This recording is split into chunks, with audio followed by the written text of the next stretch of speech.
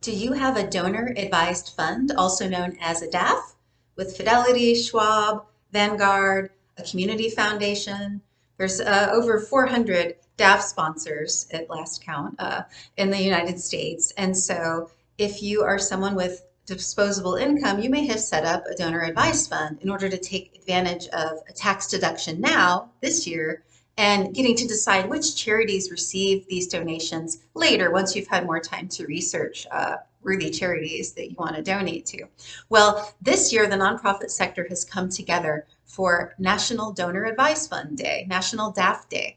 And part of it is to encourage people, hey, if you've been putting money into your DAF and it's been sitting there for a long time, there's a lot of charities out there struggling that could really use this money. The thing about a DAF is once you put the money in your DAF, it no longer belongs to you. You can't take it back. You can't take it out and use it for personal reasons, as I think most of you with the DAF should know, or definitely do know. So what that means is that money is sitting there ready for charities to put it to good use. But a lot of people, unfortunately, leave a lot of money sitting in these donor advised funds indefinitely. They might only give out, 5% a year or something in the way that private foundations do. And the sad reality is that, even though we see often, overall donations to charities growing from year to year or fluctuating only a little bit, the fact is those dollars are not distributed evenly among all charities. Charities at the very top, the really huge nonprofits, end up getting most of that money. Most charities in the United States have budgets of $1 million or less.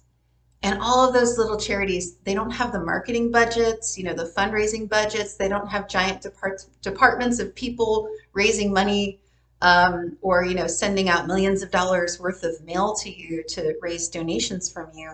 And so if you have money sitting in your donor advised fund, there's a lot of charities, especially the smaller ones, who could really use your help this year. We're a few months out from the end of the year. So if you have a DAF, please, on October 10th, National Donor Advice Fund Day, or after that, just any time before the end of the year, if you can, please consider making a donation out of your donor advice fund.